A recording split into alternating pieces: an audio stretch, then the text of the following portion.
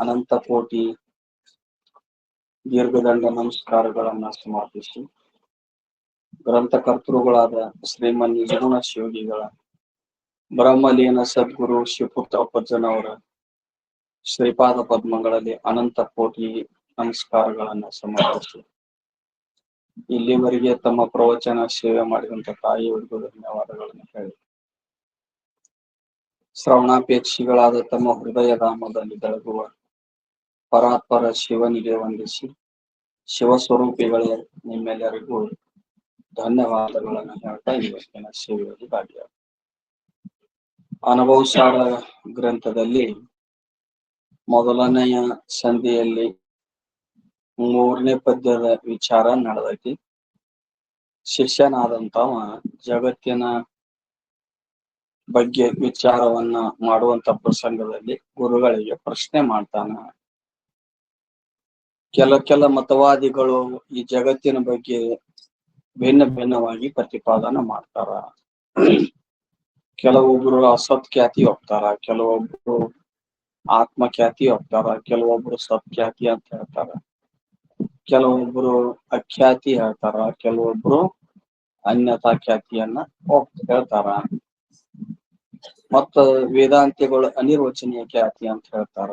ಯಾರ್ದು ನಾನು ವಿಷಯವನ್ನು ನಂಬಲಿ, ಯಾರ್ದು ಯೋಗ್ಯ ಅದ ಗುರುಗಳೇ ನೀವೇ ತಿಳಿದಂತವ್ರು ನಮ್ಗೆ ತಿಳಿಸಿ ಹೇಳ್ರಿ ಅಂತ ಪ್ರಶ್ನೆ ಮಾಡಿದಾಗ ಖ್ಯಾತಿ ವಿಚಾರವನ್ನ ಹೇಳ್ಕೊಂಡು ಬಂದು ನಿನ್ನೆ ಅನ್ಯತಾ ಖ್ಯಾತಿ ಮುಗಿಸಿ ವೇದಾಂತದ ರೀತಿಯಿಂದ ಅನಿರ್ವಚನೀಯ ಖ್ಯಾತಿಯನ್ನು ಪ್ರಾರಂಭ ಮಾಡಿದ್ರು.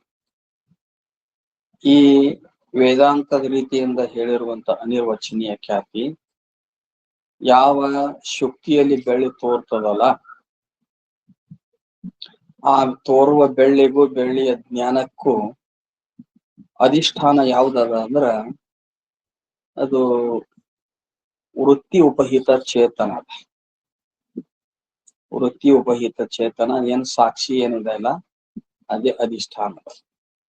ಸ್ಥೂಲ ರೂಪದಿಂದ ಹೊರಗಿಂದು ಯಾವ ಶುಕ್ತಿಯಲ್ಲಿ ರಜ ತೋರ್ದ ತಂದ್ಮೇಲೆ ಶುಕ್ತಿಯ ಅಧಿಷ್ಠಾನ ಅಂತ ಸ್ಥೂಲ ರೂಪದಿಂದ ಮೊದಲು ಹೇಳಿ ಅದನ್ನ ನೀತಿಗಳೆದು ಯಾವ ರಜ್ಜು ಅಥವಾ ಶುಕ್ತಿ ಉಪಹಿತ ಚೇತನ ಅಧಿಷ್ಠಾನ ಅಂತ ಹೇಳಿ ಅದನ್ನು ನೀತಿಗಳೆದು ವೃತ್ತಿ ಉಪಹಿತ ಚೇತನ ಅದು ಶುಕ್ತಿಯಲ್ಲಿ ರಜತ ಮತ್ತು ರಜತದ ಜ್ಞಾನಕ್ಕೆ ಅಧಿಷ್ಠಾನವಾಗಿರುತ್ತದೆ. ಒಂದು ವೇಳೆ ಅಂತಃಕರಣ ಉಪಹಿತ ಚೇತನ ಅಧಿಷ್ಠಾನ ಅಂದ್ರ ಹಿಂಗಾರ ಅಂತಃಕರಣ ದೇಶದಲ್ಲಿ ಯಾವ ಶುಕ್ತಿ ತೋರ್ಬೇಕಾಗಿ ಏನು ಶುಕ್ತಿಗೆ ಅದು ರಜತಕ್ಕೆ ಶುಕ್ತಿಯಲ್ಲಿ ತೋರುವ ರಜತಕ್ಕೆ ಅಧಿಷ್ಠಾನವನ್ನ ಅಂತಃಕರಣ ಉಪಹಿತ ಚೇತನ ಏನು ಸಾಕ್ಷಿ ಅಂತೀವಲ್ಲ ಅದನ್ನ ಅಧಿಷ್ಠಾನ ಅಂದ್ರ ಅಂತಃಕರಣ ದೇಶದಲ್ಲಿ ಅದು ಏನು ಒಳಗೇನೆ ಏನು ಈ ಒಂದು ಬೆಳ್ಳಿ ತೋರ್ಬೇಕಾಯ್ತು, ಒಳಗೆ ಬೆಳ್ಳಿ ತೋರ್ಬೇಕಾಯ್ತು. ಮತ್ತ ಒಳಗ ಬೆಳ್ಳಿ ತೋರ್ಲಿ ಅಂದ್ರ ಮತ್ತ ಹೊರಗೆ ಹೆಂಗ ಪ್ರತೀತಿ ಆಗಕತ್ತದು? ಇಲ್ಲ ಅದು ಮಾಯಾ ಬಲದಿಂದ ಹೊರಗೆ ಪ್ರತೀತಿ ಆಗ್ತೈತೆ ಅಂತಂದ್ರ ಮತ್ತ ಆತ್ಮಖ್ಯಾತಿಗಳು ಕೂಡ ಒಳಗ ವಿಜ್ಞಾನ ರೂಪ ಆತ್ಮನ ಒಂದು ಸ್ವರೂಪವಾಗಿ ಎಲ್ಲಾ ಪದಾರ್ಥಗಳು ಇರ್ತಾವ, ಹೊರಗೆ ತೋರುದು ಭ್ರಮ ಐತೆ ಅಂತ ಏನ್ ಹೇಳ್ಯಾರ ಅದನ್ನ ಆತ್ಮಖ್ಯಾತಿಯನ್ನ ನೀವು ಸ್ವೀಕಾರ ಮಾಡಿದಂತೆ ಆಗುತ್ತದೆ ಅಂತ ಪ್ರಶ್ನೆ ಮಾಡಿದ್ರ ಇವರು ಏನಂದ್ರು, ಇಲ್ಲ ಅಂತಃಕರಣ ವೃತ್ತಿ ರೂಪದೊಳಗೆ ಪರಿಣಾಮ ಹೊಂದಿ ಏನ್ ಮಾಡ್ತದ ಅಂತಂದ್ರ ನೇತ್ರದ್ವಾರ ಶುಕ್ತಿಯ ಪರ್ಯಂತ ಹೊರಕ್ ಹೋಗ್ತದೆ, ಇದಮಾಕಾರ ಹೊರಕ್ ಹೋಗ್ತದೆ. ಅವಾಗ ಆ ವೃತ್ತಿಯಲ್ಲಿ ಒಂದು ಚೇತನ ಆರೂಢ ಆಗಿರ್ತದೆ.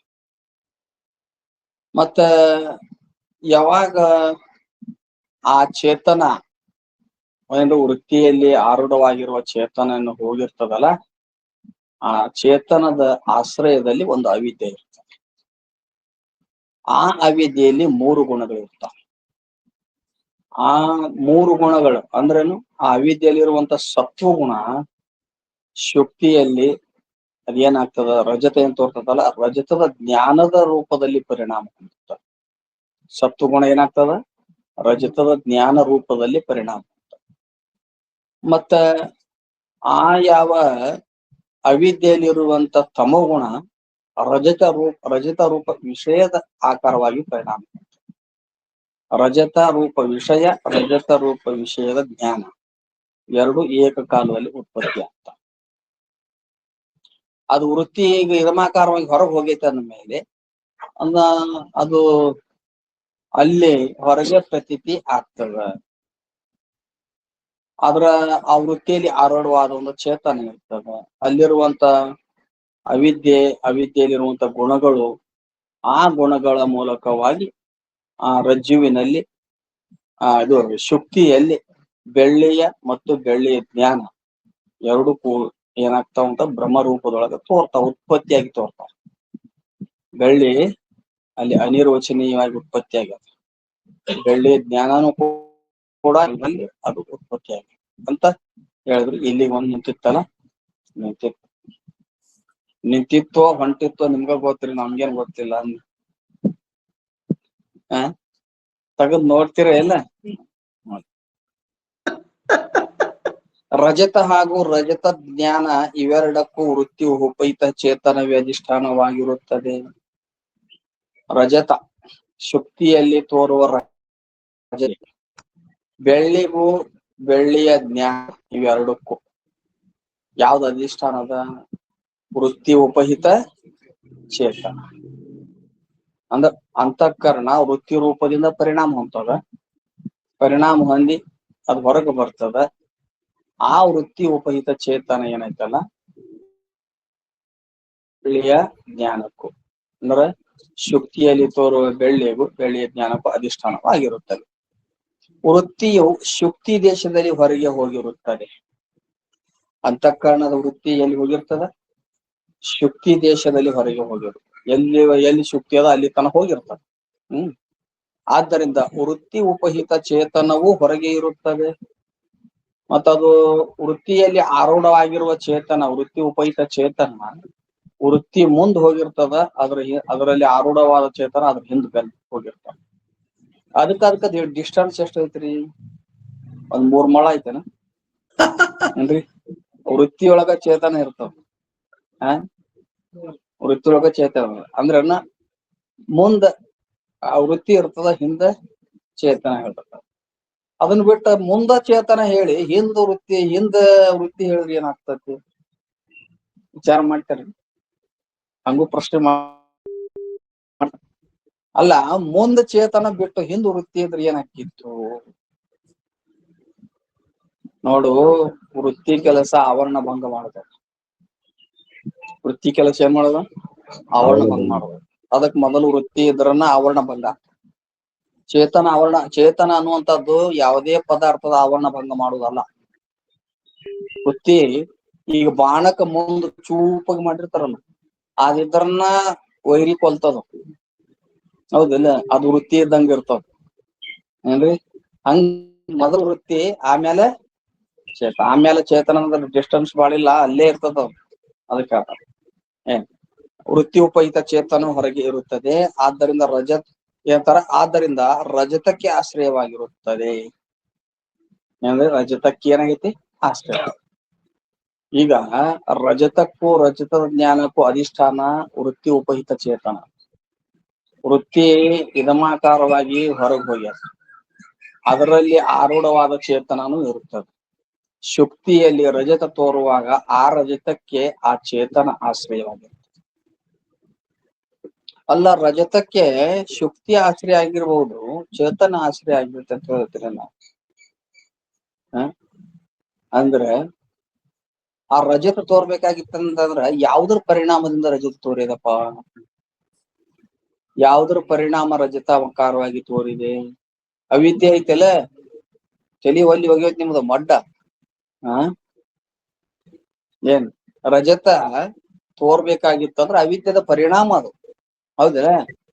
ಅವಿದ್ಯದ ಪರಿಣಾಮ ಅಂದ್ರೆ ಅವಿದ್ಯೆ ಎಲ್ಲಿ ಆಶ್ರಯ ಮಾಡ್ಕೊಂಡಿರ್ತದ? ಚೇತನವನ್ನೇ ಆಶ್ರಯ ಮಾಡ್ಕೊಂಡು. ಜಡದಲ್ಲಿ ಅವಿದ್ಯೆ ಆಶ್ರಯ ಮಾಡ್ಕೊಂಡಿರಂಗಿಲ್ಲ. ಅದಕ್ಕ ಆ ರಜತಕ್ಕನು ಆಶ್ರಯ ವೃತ್ತಿ ಉಪಹಿತ ಚೇತನವೇ ಇರುತ್ತೆ. ಹೇಳಿದ್ರು ಎಷ್ಟು ಅಂತಃಕರಣದ ಸ್ವರೂಪ ಉಂಟು ಅಷ್ಟೇ ಸಾಕ್ಷಿಯ ಸ್ವರೂಪ ಇರುತ್ತದೆ.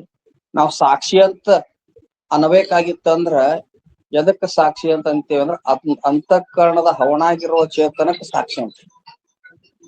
ಎಷ್ಟು ಅಂತಃಕರಣದ ಅಷ್ಟ ಒಂದು ಚೇತನಕ್ಕೆ ಏನಂತೀವಿ ನಾವು ಸಾಕ್ಷಿ ಅಂತ ಹೆಸರಿಂದ ಕರೆದೇವಿ. ಚೇತನ ಅದು ಹೊರಗೂ ಅದ ಒಳಗೂ ಅದ, ಹೌದಲ್ಲ? ಹೊರಗೂ ಅದ ಒಳಗೂ ಅದ. ಅಂದ್ರೆ ಸಾಕ್ಷಿ ಅಂತ ಕರೆಸ್ಕೋಬೇಕಾಗಿತ್ತು ಅಂದ್ರೆ ಏನು? ಅಂತಃಕರಣ ಹವನ ಆಗಿರ್ಬೇಕು. ಅಂತಃಕರಣ ಹವನ ಆಗಿರ್ಬೇಕು, ಅದಕ್ಕೆ ಸಾಕ್ಷಿ ಅಂತ ಕರಿತೀವಿ. ಅದೇ ಅದು ಎಷ್ಟು ಅಂತಃಕರಣ ಇರ್ತದೆ ಸಾಕ್ಷಿ ಅಂತ ಹೇಳಿಸುವಂತ ಚೇತನ ಅಷ್ಟು ಅದರ ಸ್ವರೂಪ ಇರುತ್ತದೆ. ಶರೀರದ ಒಳಗಿರುವ ಯಾವ ಅಂತಃಕರಣವೇ ವೃತ್ತಿ ರೂಪ ಪರಿಣಾಮವನ್ನು ಹೊಂದಿರುತ್ತದೆ. ಅಂತಃಕರಣದ ಹವಣಾಗಿ ಇರುವುದ ಚೇತನ ಸಾಕ್ಷಿ ಅಂತ ಹೇಳಿದ್ವಿ. ಆ ಅಂತಃಕರಣ ಪರಿಣಾಮ ಹೊಂದಿ ಏನಾಕತಿ? ವೃತ್ತಿ ಆಗ್ತದೆ. ಅದು ವೃತ್ತಿ ರೂಪ ಸ್ವರೂಪ ಪರಿಣಾಮ ಹೊಂದಿರುತ್ತದೆ. ಅಂತಃಕರಣ ವೃತ್ತಿ ರೂಪದಿಂದ ಏನಾಕತಿ? ಪರಿಣಾಮ ಹೊಂದಿರುತ್ತದೆ. ವೃತ್ತಿ ಅಂದ್ರೆ ಎದಕ್ಕಂತಾರು ಅಂದ್ರ ಎದಕ್ಕಂತಾರ ವೃತ್ತಿಗೆ? ಒಪ್ಪಿಗೆ ಯಾರು?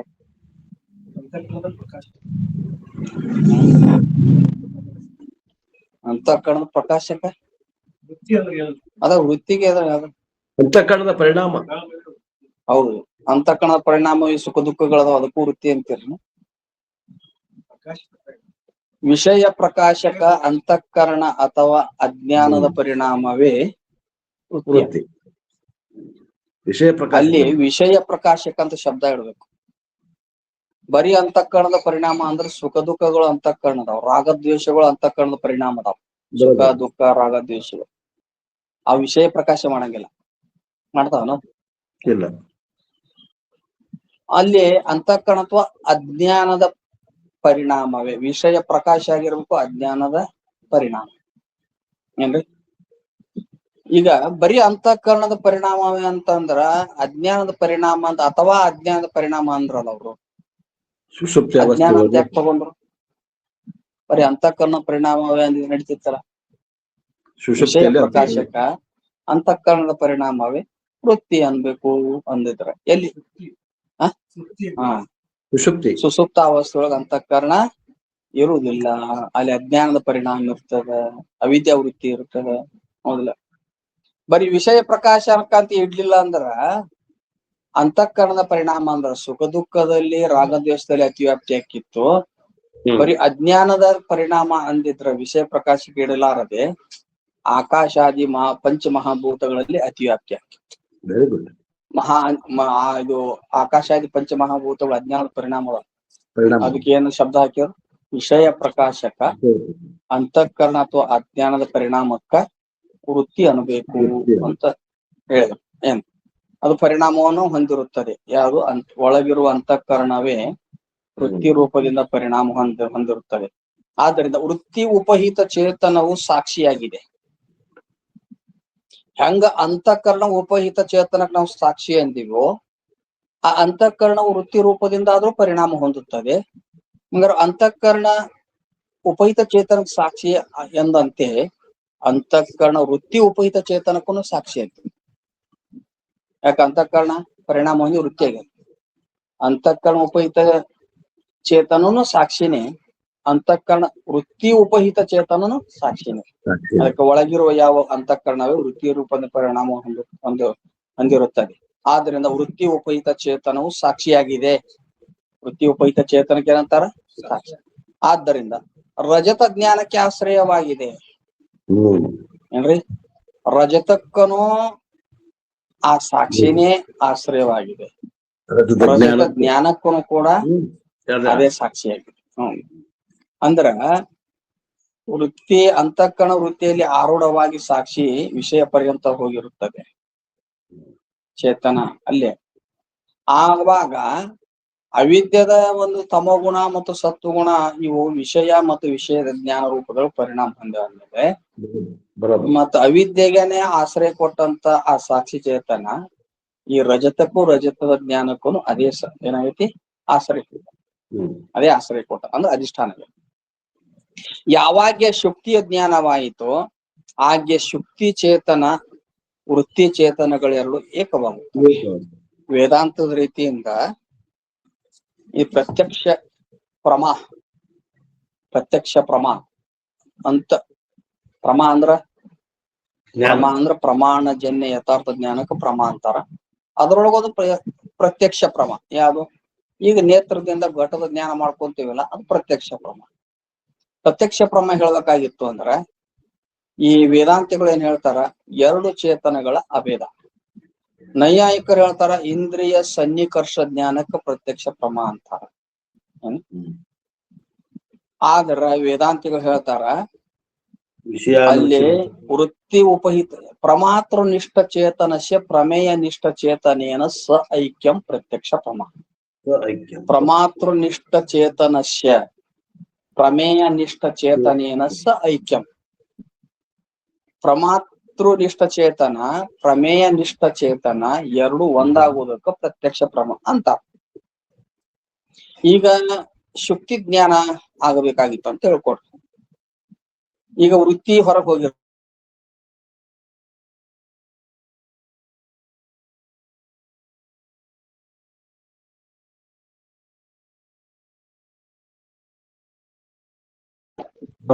ಅಲ್ಲಿ ಹೋಗಿ ಅದಕ್ಕೆಲ್ಲಾ ಜ್ಞಾನ ಆಗಾಕ ಎಲ್ಲಾ ಸಲಕರಣೆ ಬರೋಬ್ಬರಿ ಇತ್ತಂದ್ರ ವೃತ್ತಿ ಏನ್ ಮಾಡ್ತದ, ಆ ವಸ್ತುವಿನ ಆಕಾರ ಆಗ್ತದ. ವಸ್ತುವಿನ ಆಕಾರ ಆಗ್ತದ. ಈ ಘಟ ಇತ್ತಪ್ಪ, ಘಟದ ಆಕಾರ ಏನಾಗ್ತದ? ಘಟದ ಆಕಾರ ಆಗ್ತೈತಿ ವೃತ್ತಿ. ಅಲ್ಲಿ ಯಾವ ಪ್ರತಿಬಂಧಕ ಇರ್ಲಿಲ್ಲ ಅಂದ್ರ ಘಟದ ಆಕಾರ ಆದಾಗ ಆ ಘಟದ ಹವಣಾಗಿರುವ ಒಂದು ಚೇತನ ಇರ್ತದ. ಘಟದ ಹವಣಾಗಿರುವ ಚೇತನ ಅದಕ್ಕೆ ಪ್ರಮೇಯ ಚೇತನ ಅಂತ. ಈಗ ಘಟದ ಹವಣಾಗಿರುವ ಚೇತನ, ಯಾಕ ಚೇತನ ಎಲ್ಲಾ ಕಡೆಗೂ ಸಾಮಾನ್ಯ ಚೇತನ ಎಲ್ಲಾ ಕಡೆ ಭರ್ಪೂರ್ ತುಂಬಿಕೊಂಡಂದ್ಮೇಲೆ ಘಟದ ಹವಣಾಗಿರೋ ಚೇತನ ಇದ್ದೇ ಇರ್ತದಲ್ಲ, ಅದಕ್ಕೆ ಪ್ರಮೇಯ ಚೇತನ. ಪ್ರಮೇಯ ಚೇತನವನ್ನ ಆಶ್ರಯ ಮಾಡಿಕೊಂಡು ಒಂದು ಸ್ಥೂಲಾವಿದ್ಯೆ ಏನ್ರಿ? ಅದು ಪ್ರಮೇಯ ಚೇತನ ಅಂತೀವಲ್ಲ, ಘಟದ ಹವಣಾಗಿರುವ ಚೇತನ ಅಂತೀವಲ್ಲ,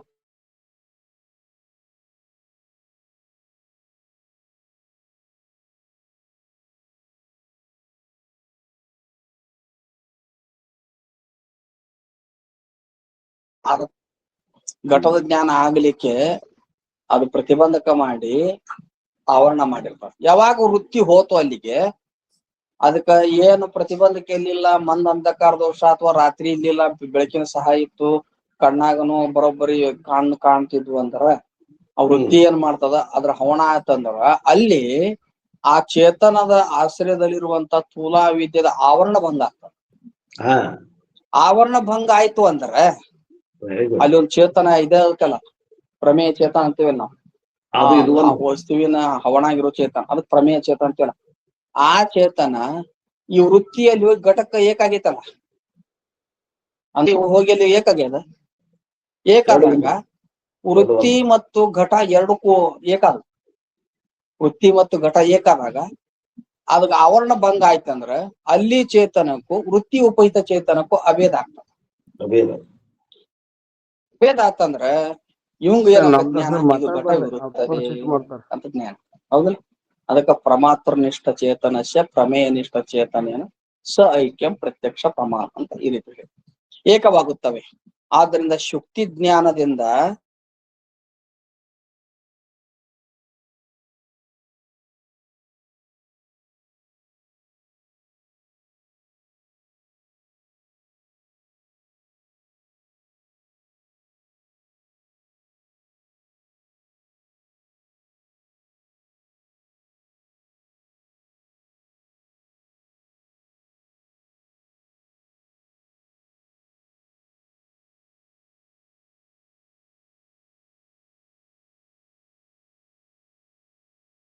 ಗಳಿಗೆ ವೃತ್ತಿ ಉಪಹಿತ ಸಾಕ್ಷಿ ಅಧಿಷ್ಠಾನವಾಗಿದೆ. ಹೊರಗ ಕಾಣ್ತತೆ ಅಂದ್ರುನು ಏನ್ ಆ ಶುಕ್ತಿಯಲ್ಲಿ ರಜತ ತೋರ್ತದ, ರಜತ ಜ್ಞಾನನೂ ಆಗೈತಂದ್ರು ಕೂಡ ಆದರ ಅದಕ್ಕೆ ಅಧಿಷ್ಠಾನ ಯಾವ್ದು ಅಂದ್ರೆ ವೃತ್ತಿ ಉಪಹಿತ ಚೇತನ ಏನೈತಲ್ಲ, ವೃತ್ತಿ ಉಪಹಿತ ಚೇತನ ಇಲ್ಲ, ಅದೇ ಸಾಕ್ಷಿಯೇ ಅಧಿಷ್ಠಾನವಾಗಿದೆ. ಸ್ವಪ್ನ ಹಾಗೂ ಅದರ ಜ್ಞಾನ ಇವುಗಳಿಗಾದ್ರೂ ಕೂಡ ಅಂತಃಕರಣ ಉಪಹಿತ ಸಾಕ್ಷಿಯೇ ಅಧಿಷ್ಠಾನವಾಗಿರುತ್ತೆ. ಈಗ ಹೊರಗ ರಜತ ಜ್ಞಾನ ಆಗಬೇಕಾಗಿತ್ತು ಅಂದ್ರ ಏನ್ರಿ, ರಜತ ತೋರ್ಬೇಕಾಗಿತ್ತು, ರಜತ ಜ್ಞಾನ ತೋರ್ಬೇಕಾಗಿತ್ತು ಅಂದ್ರ ಅದಕ್ಕೆ ಅಧಿಷ್ಠಾನ ವೃತ್ತಿ ಉಪಹಿತ ಚೇತನವೇ ಅಧಿಷ್ಠಾನ. ಹೌದು, ಅವೆರಡು ಕಲ್ಪಿತ ವಸ್ತು ತೋರ್ಬೇಕಾದ್ರೆ ಅದಕ್ಕ ವೃತ್ತಿ ಉಪಹಿತ ಚೇತನ ಏನ್ ಸಾಕ್ಷಿ ಐತಲ್ಲ ಅದೇ ಅಧಿಷ್ಠಾನ. ಮತ್ತ ಸ್ವಪ್ನಕ್ಕೆ ಅಧಿಷ್ಠಾನ ಯಾವ್ದ್ರಿ? ಅದೇ ಸಾಕ್ಷಿನೇ. ಆದರೆ ಅಂತಃಕರಣ ವೃತ್ತಿ ಉಪಹಿತ ಚೇತನ ಅಲ್ಲ, ಅಂತಃಕರಣ ಉಪಹಿತ ಚೇತನ ಅಧಿಷ್ಠಾನ ಆಗೈತಿ ಸಾಕ್ಷಿ. ಇದಕ್ಕ ಸ್ವಪ್ನಕ್ಕ ಸ್ವಪ್ನ ಪದಾರ್ಥಕ್ಕ ಅಂತಃಕರಣ ವೃತ್ತಿ ಉಪಹಿತ ಚೇತನ ಏನ ಸಾಕ್ಷಿ ಅಂತೀವಲ್ಲ ಅದು ಸಾಕ್ಷಿನೇ. ಅಂತಃಕರಣ ವೃತ್ತಿ ಉಪಹಿತ ಚೇತನ ಸಾಕ್ಷಿ ಅಂತೀವಲ್ಲ ಆದ ಅಧಿಷ್ಠಾನ ಆಗಿಲ್ಲ. ಅಂತಃಕರಣ ಉಪಹಿತ ಚೇತನ ಸಾಕ್ಷಿ ಐತಲ್ಲ ಆದ ಅಧಿಷ್ಠಾನ ಐತಿ. ಅಧಿಷ್ಠಾನ ಸಾಕ್ಷಿನೇ ಒಂದೈತಿ. ಆದರೆ ಸ್ವಪ್ನದ ಪದಾರ್ಥಗಳು ತೋರ್ಬೇಕಂದ್ರ ವೃತ್ತಿ ತರಬಾರ್ದಲ್ಲಿ, ಅಂತಃಕರಣ ವೃತ್ತಿ ತರಬಾರ್ದ, ಅಂತಃಕರಣ ಉಪಹಿತ ಅನ್ಬೇಕು. ಯಾಕ?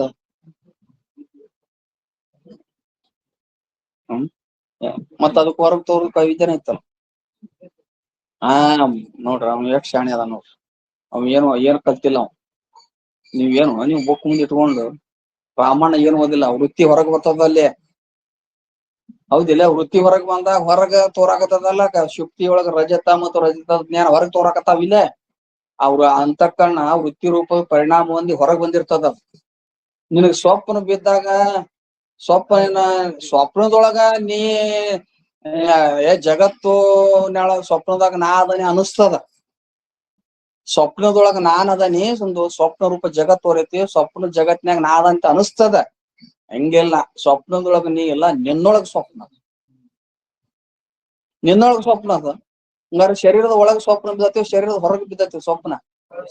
ಮತ್ ಒಳಗ್ ಬಿದ್ದತಿ ಅಂದ್ರ ಅಂತಃಕರಣ ವೃತ್ತಿ ಯಾಕೆ ತಗೋತೀರಿ? ಅಂತಃಕರಣ ತಗೋರಲ್ಲ, ಅಂತಃಕರಣ ತಗೋರಿ. ವೃತ್ತಿ ಅಂದ್ರ ಹೊರಗ್ ಹೋಗ್ತದ, ಹೊರಗ್ ಹೋಗ್ತದ, ಹೊರಗೇನು ಭ್ರಾಂತಿ ಆಗ್ತಾವ, ರಜತದ್ದು ರಜತ ಜ್ಞಾನ ಆಕತಿ. ಸ್ವಪ್ನ ಒಳಗ ತೋರೇವಿ ಇಟ್ಟು ಸೂಕ್ಷ್ಮ ಅದ. ನೋಡ ಹೆಂಗ್ ಗೊತ್ತಾಡ ಅಡ್ಡಿಲ್ಲ. ಅವ್ರ ಅಮ್ಮಣ್ಣ ಸ್ವಲ್ಪ ಓದಾಕದು ಬಂದಿದ್ರು ಬೆರ್ಕಿದ್ದವ ಏನ್ರಿ, ಅದಕ್ಕೆ ಹೇಳ್ತಾರ. ಆದ್ದರಿಂದ ಶುಕ್ತಿ ಜ್ಞಾನದಿಂದ ರಜತ ಹಾಗೂ ರಜತದ ಜ್ಞಾನ ಇವೆರಡು ನಿವೃತ್ತಿ ಸಂಭವಿಸುತ್ತದೆ. ಈ ರೀತಿ ಹೊರಗೆ ರಜತ ಹಾಗೂ ಅದರ ಜ್ಞಾನ ಇವುಗಳಿಗೆ ವೃತ್ತಿ ಉಪಹಿತ ಚೇತನವೇ ಅಧಿಷ್ಠಾನ, ಉಪಹಿತ ಸಾಕ್ಷಿಯೇ ಅಧಿಷ್ಠಾನವಾಗಿದೆ. ಸ್ವಪ್ನ ಹಾಗೂ ಅದರ ಜ್ಞಾನ, ಸ್ವಪ್ನ ಪದಾರ್ಥಗಳು, ಪದಾರ್ಥದ ಜ್ಞಾನ ಏನ್ ಸ್ವಪ್ನ ಬಿದ್ದಿರ್ತಲ್ಲ, ಇವುಗಳಿಗಾದ್ರೂ ಅಂತಃಕರಣ ಉಪಹಿತ ಸಾಕ್ಷಿ ಅಧಿಷ್ಠಾನವಾಗಿದೆ. ಅಂತಃಕರಣ ಉಪಹಿತ ಸಾಕ್ಷಿ. ಯಾಕ? ಅಂತಃಕರಣ ನಿದ್ದೆ ಮಾಡುವಾಗ ಅಂತಃಕರಣ ಒಳಗ ಇರ್ತದೆ, ಅಲ್ಲಿ ನಿದ್ರಾ ದೋಷದಿಂದ ಸ್ವಪ್ನ ಬೀಳ್ತದೆ. ಆ ಅಂತಃಕರಣ ಉಪಹಿತ ಚೇತನ ಏನಕ್ಕಲ್ಲ ಸಾಕ್ಷಿ, ಅದು ಸ್ವಪ್ನದ ಪದಾರ್ಥಕ್ಕೂ ಪದಾರ್ಥದ ಜ್ಞಾನಕ್ಕೂ ಅಲ್ಲಿ ಅದು ಅಧಿಷ್ಠಾನ ಆಗಿದೆ. ಆದ್ದರಿಂದ ಅನಿರ್ವಚನೀಯಗಳಾದ ರಜತ ಸ್ವಪ್ನಗಳು ಉತ್ಪತ್ತಿ ನಾಶಗಳಾಗಿರುತ್ತವೆ. ಅಂದ್ರೇನು? ಹೊರಗ ರಜತ ತೋರ್ಬೇಕಾಗಿತ್ತಂದ್ರೂ ರಜತ ಮತ್ತು ರಜತದ ಜ್ಞಾನ, ಶುಕ್ತಿಯಲ್ಲಿ ರಜತ ಮತ್ತು ರಜತದ ಜ್ಞಾನ, ಒಳಗ ಸ್ವಪ್ನದ ಪದಾರ್ಥದ ಜ್ಞಾನ, ಇವು ತೋರ್ತಾವಲ್ಲ, ಇವುಗಳ ಜ್ಞಾನಕ್ಕ ಅಧಿಷ್ಠಾನ ಸಾಕ್ಷಿನೇ ಅಂದ್ರು ಇವು ಅನಿರ್ವಚನೀಯವಾಗಿ ಉತ್ಪತ್ತಿಯಾಗಿ ತೋರ್ತಾವ. ಅನಿರ್ವಚನೀಯವಾಗಿ ಉತ್ಪತ್ತಿ, ರಜತ ಅನಿರ್ವಚನೀಯಾಗಿ ಉತ್ಪತ್ತಿ ಆಗ್ಯಾವ, ಸ್ವಪ್ನ ಪದಾರ್ಥ ಅನಿರ್ವಚನೀಯಾಗಿ ಉತ್ಪತ್ತಿ ಆಗ್ಯಾವ, ಅದು ಮತ್ತೆ ನಾಶ ಆಗ್ಯಾವ. ಉತ್ಪತ್ತಿ ನಾಶ ಅದ ಏನ್ರಿ? ಈ ಅನಿರ್ವಚನೀಯ ಖ್ಯಾತಿಯೊಳಗ ಅನಿರ್ವಚನೀಯವಾದ ಉತ್ಪತ್ತಿ, ಅನಿರ್ವಚನೀಯ ಮತ್ತು ಏನೋ ನಾಶ ಅಂತ ಈ ರೀತಿಯಾಗಿ ಉತ್ಪತ್ತಿ ನಾಶಗಳಾಗುತ್ತವೆ ಅಂತ, ಉತ್ಪತ್ತಿ ನಾಶಗಳಾಗ್ತಾವ ಅಂತ ಹೇಳಿದ್ರು. ವಂದ್ಯಾಪುತ್ರ, ಈಗ ಅನಿರ್ವಚನೀಯ ಶಬ್ದಕ್ಕ ಅರ್ಥ ಏನ್ರಿ? ಎದಕ್ ಅನಿರ್ವಚನೀಯ ಅನ್ಬೇಕು? ಅನಿರ್ವಚನೀಯ ಅಂತ ಯಾಕೆ ಹೇಳಿದ್ರು ಅಂತಾರ, ಅದಕ್ಕೆ ಒಂದು ಹೇಳ್ತಾರ, ಸದಸತ್ ವಿಲಕ್ಷಣ ವಾದಯೋಗ್ಯ ಸ್ವರೂಪ ಉಳ್ಳದಕ್ಕ ಅನಿರ್ವಚನೀಯ ಅಂತ. ಸತ್ತಿಗೂ ಅಸತ್ತಿಗೂ ವಿಲಕ್ಷಣ ಆಗಿರ್ಬೇಕು, ಅಜ್ಞಾನ ಕಾಲದಲ್ಲಿ ಪ್ರತೀತಿ ಆಗ್ತಿರ್ಬೇಕು, ಅದು ಅಧಿಷ್ಠಾನ ಜ್ಞಾನದಿಂದ ನಿವೃತ್ತಿ ಆಗ್ಬೇಕು. ಅದರ ಅಧಿಷ್ಠಾನ ಜ್ಞಾನದಿಂದ ನಿವೃತ್ತಿ ಆಗ. ಇದಕ್ಕ ಅಜ್ಞಾನ ಕಾಲದಲ್ಲಿ ಪ್ರತೀತಿಯಾಗಿ ಜ್ಞಾನದಿಂದ ಯಾವುದು ಬಾಧಿಸಿಕೊಂಡು ಹೋಗುತ್ತದೆ ಅದೇನದ ಅನಿರ್ವಚನೀಯ, ಬಾಧ ಯೋಗ್ಯ ಸ್ವರೂಪವುಳ್ಳದ್ದು. ಸ್ವರೂಪ ಐತಿ, ಜ್ಞಾನದಿಂದ ಬಾಧಿಸ್ಕೊಂಡು ಹೋಗ್ತದೆ. ಅದಕ್ಕ ಅದು ಹೆಂಗೈತಿ, ಸತ್ತಿಗೂ ಅಸತ್ತಿಗೂ ವಿಲಕ್ಷಣವಾಗಿ ಅದನ್ನ ಹೇಳ್ತಾ. ವಂದ್ಯಾಪುತ್ರ ಶಶ ವಿಷಾಣಗಳು ಸ್ವರೂಪಹೀನಗಳಾದ್ದರಿಂದ ಅಸತ್ಯ ಎಂದು ಹೇಳಿಸಿಕೊಳ್ಳುತ್ತವೆ. ಅಸತ್ ಅಂದ್ರೆ ಎದಕ್ಕಂತಾರಪ್ಪ ಅಂದ್ರ, ಅಸತ್ ಅಂದ್ರ ಬರೇ ನಾಮ ಮಾತ್ರ ಇರ್ತದ, ವಸ್ತು ಇರುದಿಲ್ಲ. ನಾಮ ಮಾತ್ರ ಇರ್ತದ, ವಸ್ತು ಇರುದಿಲ್ಲ. ಈಗ ಬಂಜೆ ಮಗ ಅದ್ ಹೆಸರು ಅದ, ಯಾರ ನೋಡಿರಿ ಬಂಜೆ ಮಗ? ಇಲ್ಲ. ಮೊಲದ ಕೋಡ್ ಯಾರು ನೋಡಿರಿ? ಆಕಾಶದ ಪುಷ್ಪವನ್ನ ಯಾರು ನೋಡಿರಿ? ಇಲ್ಲ. ನಾಮ ಮಾತ್ರ ಅದ, ಹೆಸರು, ವಸ್ತು ಇಲ್ಲ. ಅದಕ್ಕ ಶಶ ವಿಷಾಣ ಮೊದಲಾದಗಳು ಸ್ವರೂಪಹೀನಗಳಾಗಿವೆ. ಅಂದ್ರೆ ಅವಕ್ಕೆ ಇರುವಿಕೆ ಇಲ್ಲ, ತೋರುವಿಕೆನೂ ಇಲ್ಲ. ಸತ್ತಾ ಸ್ಫೂರ್ತಿ ರಹಿತವಾಗಿರುವ ಆಗ್ಯಾವ. ಸತ್ತ ಅಂದ್ರೆ ಇರುವಿಕೆ, ಸ್ಫೂರ್ತಿ ಅಂದ್ರೆ ತೋರುವಿಕೆ, ಯಾರು ಇಲ್ಲ ಅವಕ್. ಅವು ಅಸತ್ ಅಂತಾರ. ಅವ್ ಹಿಂಗ ಅಸತ್ ಅಲ್ಲ, ಯಾವ ಅನಿರ್ವಚನೀಯವಾಗಿ ತೋರುವಂತ ರಜತ ಜ್ಞಾನ, ಅಥವಾ ಸ್ವಪ್ನದ ಪದಾರ್ಥ, ಸ್ವಪ್ನ ಪದಾರ್ಥ ಜ್ಞಾನ, ಇವು ಅತ್ಯಂತ ಅಸತ್ ಅಲ್ಲ ಅಂತ ಹೇಳ್ತಾರೆ. ಅಸತ್ತುಗಳಾಗಿ ಏನಂತಾರ ಅವ್ರು, ಅಸತ್ ಅಂತ ಹೇಳಿಸ್ಕೊಳ್ತವೆ. ರಜತಾದಿಗಳು ಹೀಗಲ್ಲ ಏನ್ರಿ? ರಜತಾದಿಗಳು ಅಂದ್ರ ರಜತ ತೋರ್ಯಾವಲ್ಲ ಹೊರಗ, ಕಪ್ಪೆ ಚಿಪ್ಪಿನಲ್ಲಿ ರಜತ ತೋರೈತಿ, ಸಾಕ್ಷಿಯಲ್ಲಿ ಸ್ವಪ್ನ ಪದಾರ್ಥ ತೋರೈತಿ, ಹಿಂಗಿಲ್ಲವು. ಆದ್ದರಿಂದ ಅಸತ್ತಕ್ಕೆ ವಿಲಕ್ಷಣವಾಗಿರುತ್ತವೆ. ಅಸತ್ ಅಂದ್ರ ಯಾವಕ್ ಅಸತ್ ಅನ್ಬೇಕೇನ್ರಿ ಅಂದ್ರ, ಅವು ಬಂಜೆ ಮಗನೂ ಅಸತ್ತದಾನ ಹಂಗಾರ ಅವು ಹಂಗ ಆಗ್ಬೇಕಾಗಿತ್ತು. ಹಂಗಿಲ್ಲ. ನಿನಗ ಹಂಗ ಅಸತ್ ಆಗಿದ್ರೆ ನಿನಗ್ ಪ್ರತೀತಿನ ಆಗ್ಬಾರ್ದಾಗಿತ್ತು. ಹೌದಲ್ಲ? ಹೌದು. ಅದರದ ಅಧಿಷ್ಠಾನ ಜ್ಞಾನ ಆಗುವವರೆಗೂ ನಿನಗ ತೋರ್ದೈತಿಲ್ಲ, ತೋರ್ತದ. ಮಂದ ಅಂಧಕಾರದಲ್ಲಿ ಹಗ್ಗ ಬಿದ್ದಿರ್ತದ, ಇವ ಹಾವ್ ಅಂತೇಳಿ ಸಿಕ್ಕಾಪಟ್ಟಿ ಹೊಡೆದು ಹೋಗ್ಬಿಡ್ತಾನ. ಅದ್ರ ಹೆದರಿ ಹಿಂದಕ್ ಓಡ್ತಾನ, ಯಪ್ಪ ಹೋಗ್ಬಾಡುವ ಅಲ್ಲಿ ಹಾವು ಬಿದ್ದತಿ ಅಂತ. ಅದ್ರ ಕಪ್ಪೆ ಚಿಪ್ಪೆ ಲೋ ಬಿದ್ದಾವ, ಬೆಳ್ಳಿ ಲೋ ಬಿದ್ದಾವ, ಕಪ್ಪೆ ಚಿಪ್ಪ ಬೀಳ್ತ ದೂರ್ಲಿಂದ ಬೆಳ್ಳಿ ಬಿದ್ದತಿ, ಹೋಯಪ್ಪ ಏನೋ ಗುಣಗಡಿಗಾರ ಏನಾದ್ರು ಮಾಡ್ಸ್ಕೊಳಕ್ ಅಂತ. ಹೌದಲ್ಲ? ಹಂಗ ಅಸತ್ ಪದಾರ್ಥ ಆಗಿದ್ರು ಪ್ರತೀತಿ ಆಗ್ಬಾರ್ದಾಗಿತ್ತ. ಹೌದಲ್ಲ? ಅದಕ್ಕ ಅಸತ್ ಅಲ್ಲ. ಇನ್ನ ಸತ್ ಅಂತರ ಹೇಳ್ತೀರಿನೋ, ಇವಕ್ ಸತ್ ಅಂತೀರಿನೋ. ಸತ್ ಅಂದ್ರೆ ಏನು? ತ್ರಿಕಾಲ ಅಬಾಧ್ಯ ಸತ್. ತ್ರಿಕಾಲ ಅಬಾಧ್ಯ ಯಾವ್ದು ಇರ್ತದ ಅದು ಸದ್ರೂಪವಾಗಿರುತ್ತದೆ. ಹೌದಲ್? ತ್ರಿಕಾಲದಲ್ಲಿಯೂ ಯಾವುದರಿಂದಲೂ ಬಾಧಿಸಿಕೊಂಡು ಹೋಗಿರ್ಬಾರ್ದು ಅಂತ ಅದಕ್ಕೆ ಅಂತಾರ್ರಿ ಸತ್ ಅಂತಾರ. ತ್ರಿಕಾಲ ಅಬಾಧ್ಯವಾದ ಬ್ರಹ್ಮವು ಸತ್ಯ ಎಂದು ಹೇಳಿಸಿಕೊಳ್ಳುತ್ತದೆ. ಒಂದು ಶುದ್ಧ ಚೇತನ ಏನೈತಲ್ಲ, ಇದಕ್ ಒಂದಕ್ಕನ ಸತ್ ಅನ್ಬೇಕು. ಇವಾಗ ಪಾರಮಾರ್ಥಿಕ ಸತ್ ಅಂದ್ರೆ ಇದೇ ಒಂದೇ, ಯಾವುದರಿಂದಲೂ ಯಾವಾಗಲೂ ಬಾಧಿಸಿಕೊಂಡು ಹೋಗುದಿಲ್ಲ. ರಜತಾದಿಗಳು ಹೀಗಿಲ್ಲ. ರಜತಾದಿಗಳು ತೋರಕತ್ತಾವಲ್ಲ, ಕಪ್ಪೆ ಚಿಪ್ಪಿನಲ್ಲಿ ರಜತಾದಿಗಳು ತೋರಕತ್ತಾವಲ್ಲ, ಇವು ಬ್ರಹ್ಮನಂತೆ ಸತ್ತಿಲ್ಲ, ಅಂದ್ರೆ ಚೇತನದಂತೆ ಯಾವಾಗ್ಲೂ ಇರುವಲ್ಲ. ಕಿಂತು ಅಧಿಷ್ಠಾನ ಜ್ಞಾನದಿಂದ ನಾಶವಾಗುತ್ತವೆ. ಅಧಿಷ್ಠಾನ ಜ್ಞಾನದಿಂದ ಏನಕ್ಕ ಇವು ನಾಶ. ಆದ್ದರಿಂದ ಸತ್ತಕ್ಕೆ ವಿಲಕ್ಷಣವಾಗಿದೆ. ಅನಿರ್ವಚನೀಯ ಅಂದ್ರ ಅಸತ್ತಕ್ಕೂ ವಿಲಕ್ಷಣ, ಸತ್ತಕ್ಕೂ ವಿಲಕ್ಷಣ. ಏನ್ ಅಂದರೆ ಹೆಂಗದಾವ? ಇದು ಸತ್ತಲ್ಲ ಅಂದ್ರ ಅಸತ್ತರ ಹೇಳ್ರಿ, ಅಸತ್ತಲ್ಲ ಅಂದ್ರ ಸತ್ತರ ಹೇಳ್ರಿ. ಇರು ಎರಡು ಅದಾವ, ಮೂರನೇದ್ ಯಾಕೆ ತೊಂಬರತ್ತಿ ಒಳಗ ಅಂತ ಏನ್ರಿ? ಸತ್ತು ಅಸತ್ತಿಗೆ ವಿಲಕ್ಷಣ. ಸತ್ತಲ್ಲ ಅಂದ್ರ ಅಸತ್ ಆಕತಿ. ಹಂಗಾರ ಅಸತ್ ಪದಾರ್ಥದಂತೆ ಇವದಾವ, ಏನು ತೋರುದೇ ಇಲ್ಲ, ನೀವು ತೋರ್ತಾವ. ಮತ್ತ ಅಸತ್ತಲ್ಲ ಅಂದ್ರ ಅಸತ್ತದ ಸತ್ ಅಂದ್ರ ಬ್ರಹ್ಮನಂತೆ ಸದಾ ಇರ್ತಾವನು ಇಲ್ಲ. ಅದಕ್ಕ ಸತ್ತುನು ಅಲ್ಲ, ಅಸತ್ತುನು ಅಲ್ಲ. ಇವೇನಾದ ಸ್ವರೂಪ ಉಳ್ಳದ್ದದಾವ, ಅವುಗಳ ಅಧಿಷ್ಠಾನ ಜ್ಞಾನದಿಂದ ಬಾಧಿಸಿಕೊಂಡು ಹೋಗ್ತಾವ. ಏನ್ ಸ್ವರೂಪ ಉಳ್ಳವುಗಳಾಗಿ ಬಾಧಾ ಹೊಂದಲಿಕ್ಕೆ ಯೋಗ್ಯಗಳಾಗಿವೆ ಎಂಬ ಭಾವ. ಸ್ವರೂಪ ಉಳ್ಳದ್ದಾಗಿ ಅಧಿಷ್ಠಾನ ಜ್ಞಾನದಿಂದ ಬಾಧಿಸ್ಕೊಂಡು ಹೋಗ್ತಾವ.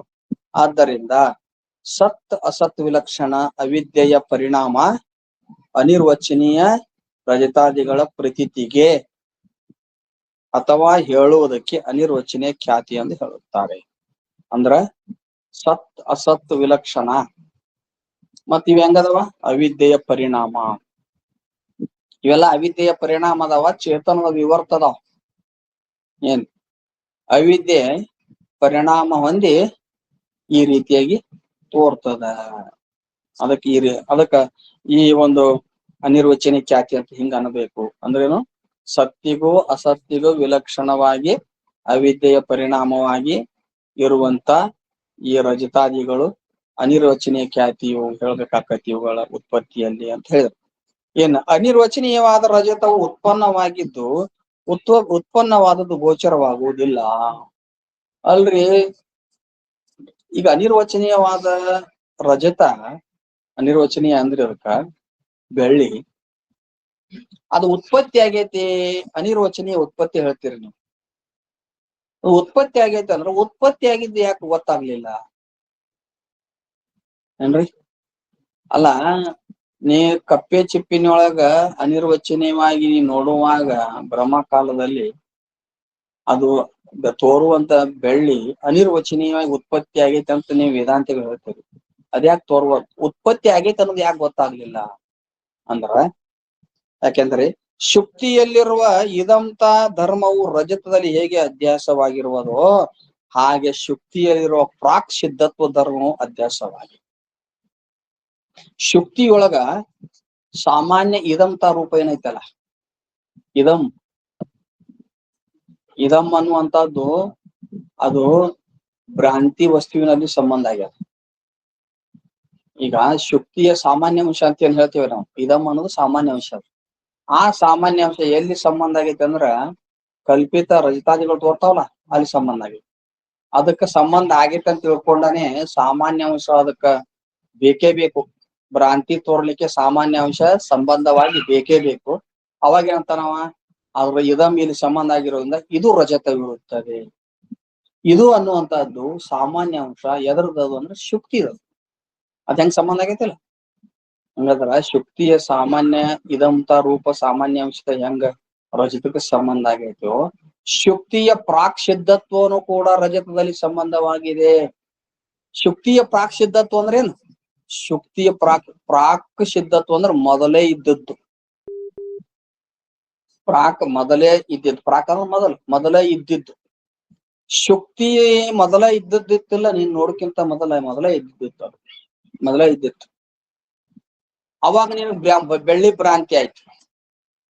ಅವಾಗ ಬೆಳ್ಳಿ ಭ್ರಾಂತಿ ಆಗುವಾಗ ಶುಕ್ತಿಯ ಸಾಮಾನ್ಯಾಂಶ ಇದಂ ರೂಪ ಸಾಮಾನ್ಯಾಂಶ ಆ ಬೆಳ್ಳಿಯಲ್ಲಿ ಹೆಂಗ ಸಂಬಂಧ ಆಗಿತ್ತು ಹಂಗ ಶುಕ್ತಿಯ ಪ್ರಾಕ್ ಸಿದ್ಧತ್ವನು ಅಧ್ಯಾಸ ಆಗಿತ್ತು. ಅಂದ್ರೆ ಯಾವ ಶುಕ್ತಿ ಮೊದಲಿದ್ದ ಶುಕ್ತಿಯ ಮೊದಲಿರುವಿಕೆ ಪ್ರಾಕ್ ಸಿದ್ಧತ್ವ ಮೊದಲೇ ಇದ್ದಿದ್ದು ಅನ್ನೋದು ಏನೋ ಅಂಶ ಐತಲ್ಲ, ಅದರದ್ದು ಆ ಅಧ್ಯಾಸ ವಸ್ತುವಿನಲ್ಲಿ ಅದರದ್ದು ಅಧ್ಯಾಸ ಸಂಬಂಧ ಆಗಿದೆ. ಅದಕ್ಕ ಆ ರಜತ ಉತ್ಪತ್ತಿ ಆದದ್ದು ರಜತ ನಾಶ ಆದದ್ದು ಗೊತ್ತಾಗುದಿಲ್ಲ. ಈ ಉತ್ಪತ್ತಿ ಆಗೋದು ಶುಕ್ತಿಯಲ್ಲಿ ಇದಂತ ಧರ್ಮವು ರಜತಲ್ಲಿ ಹೇಗೆ ಅಧ್ಯಾಸವಾಗಿರುತ್ತದೆಯೋ ಹಾಗೆ ಶುಕ್ತಿಯಲ್ಲಿರುವ ಪ್ರಾಕ್ ಸಿದ್ಧತ್ವ ಧರ್ಮ ಅಂದ್ರ ಮೊದಲೇ ಇದ್ದಿದ್ದು ಅನ್ನುವಂತ ಧರ್ಮ ಮೊದಲೇ ಇರ್ತದೆ. ಶುಕ್ತಿ ಮೊದಲೈತೆ ಅನ್ನೋದು ಐತಲ್ಲ, ಅದ್ರ ಧರ್ಮ ಎಲ್ಲಿ ಅಧ್ಯಾಸ ಆಗೈತೆ? ಅದು ರಜತದಲ್ಲಿ ಅಧ್ಯಾಸ ಆಗೈತೆ. ಅದಕ್ಕ ಅನಿರ್ವಚನೀಯಾಗಿ ಉತ್ಪತ್ತಿ ಆದ್ರೂ ಉತ್ಪತ್ತಿ ಆಗಿದ್ದು ಗೊತ್ತಾಗಲಿಲ್ಲ. ಮೊದಲ ಐತನಪ್ಪ ಬೆಳ್ಳಿ ಅನ್ನೋಂಗ ಅನಿಸ್ತದ ಏನ್.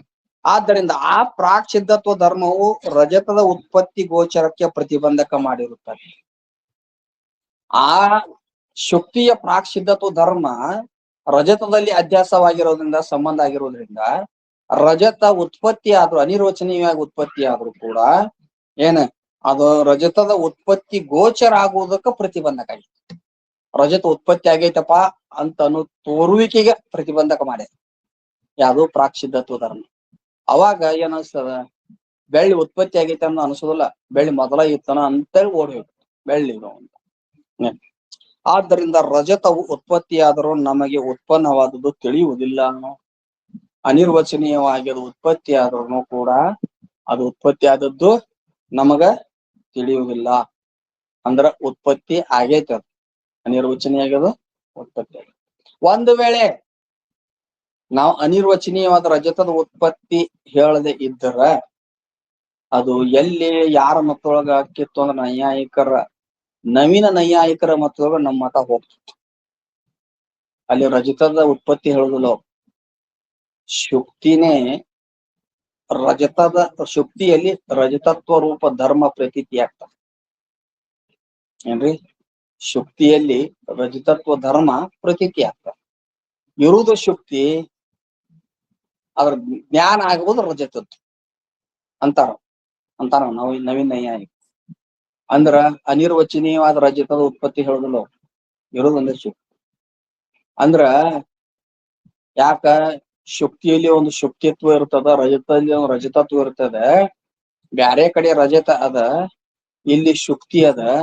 ಆದ್ರ ಶುಕ್ತಿಯಲ್ಲಿ ಶುಕ್ತಿತ್ವದ ಏನೈತಲ್ಲ ಧರ್ಮ, ಆ ಶುಕ್ತಿಗೂ ಶುಕ್ತಿತ್ವಕ್ಕೂ ಸಮವಾಯ ಸಂಬಂಧ ಅದ. ಆದ ತೋರಲಾರದೆ ಆ ಹಿಂದ ನೋಡಿದ ವಸ್ತುವಿನ ವಸ್ತುವಿನ ಸ್ಮೃತಿ ಉತ್ಪತ್ತಿ ಆಗ್ತದೆ. ಸ್ಮೃತಿ ಉತ್ಪತ್ತಿಯಾಗಿ ಯಾಕ ಅದು ಸಾದೃಶ್ಯ ಇರುವುದರಿಂದ, ಕಪ್ಪೆ ಚಿಪ್ಪಿಗೆ ಬೆಳ್ಳಿಗೆ ಸಾದೃಶ್ಯ ಇರುವುದರಿಂದ ಅಲ್ಲಿಂದ ನೋಡಿದ ವಸ್ತುವಿನ ಸ್ಮೃತಿ ಉತ್ಪತ್ತಿಯಾಗಿ ಅದರ ಧರ್ಮ ಇಲ್ಲಿ ಶುಕ್ತಿ ಒಳಗ್ ತೋರ್ತಾವ. ರಜತತ್ವ ಧರ್ಮ ಇಲ್ಲಿ ತೋರ್ತೈತಿ ಅಂತ ಹಿಂಗಂತಾರ ಅವ್ರು. ಅವ್ರನ್ನ ಹೆಂಗ್ ಖಂಡನ ಮಾಡ್ತಾರ ವೇದಾಂತಿಗಳಂದ್ರ, ವಿಷಯ ಹೆಂಗೈತಿ ಹಂಗೆ ಅದ್ರದ್ದೇ ಜ್ಞಾನ ಆಗ್ತದೆ. ವಿಷಯ ಇರುವುದು ಬ್ಯಾರೆ, ಜ್ಞಾನ ಆಗೋದೇ ಬ್ಯಾರೆ ಅಂತ ಅರ್ಥ ಇಲ್ಲ. ಇರುವುದು ಶುಕ್ತಿ ಅಂತ ಹೇಳ್ತೇವೆ, ಶುಕ್ತಿದ ಜ್ಞಾನ ಆಗ್ಬೇಕಾಗಿತ್ತು. ರಜತತ್ವ ಜ್ಞಾನ ಕೇಳಾಕೈತಿ. ಇಷ್ಟು ಸೂಕ್ಷ್ಮ ಅದ ಅವ್ರಿಗೆ. ನಮಗ್ ಇವ್ರ ಕೈಲಿ ಅದನ್ನ ಇದು ಮಾಡಕ್ ಇವ್ರ ಅಂತಾರ. ಹಂಗಾರ ಇಲ್ಲಿ ನಿಮ್ಮದು ರಜತತ್ವ ಜ್ಞಾನ ಆಗಾಕತ್ತಲ್ಲ ಅಂದ್ರ, ರಜತತ್ವ ಜ್ಞಾನ ಆಗಾಕತ್ತೈತಿ ಅಂದ್ರ ನಾವು ಶುಕ್ತಿ ಒಂದೇ ಇಲ್ಲ, ರಜತತ್ವನು ಅನಿರ್ವಚನೀಯ ಉತ್ಪತ್ತಿ ಹೇಳಾಕತ್ತೇವಿ, ರಜತದ ಜ್ಞಾನ ಅಂತ ಹೇಳಾಕತ್ತೇವಿ ಏನ್ರಿ? ಎರಡೂ ಉತ್ಪತ್ತಿ ಆಗ್ಯಾವ ಅಂತ ಹೇಳ್ತೇವೆ. ಅದಕ್ ಹಂಗ ಅದು ಸ್ವಲ್ಪ ಸೂಕ್ಷ್ಮ, ಎಷ್ಟು ಸೂಕ್ಷ್ಮದ ನೋಡ್ರಿ ಅವ್ರಿಗೆ. ನಮ್ಗೆ ಅದಕ್ಕೆ ಈ ರೀತಿಯಾಗಿ ರಜತ ಜ್ಞಾನ ಎರಡು ಅನಿರ್ವಚನೀಯ ಉತ್ಪತ್ತಿ ಆಗ್ಯಾವ ಅಂತ ಹೇಳ್ತಾರೆ. ಮತ್ ಮುಂದಿನ ವಿಷಯವನ್ನು ನಾಳೆ ನೋಡೋಣ ಅಂತ ಇವತ್ತಿನ ವಿಷಯ ಪಾಲ್ತಾರೆ. ಹರಿ ಓಂ.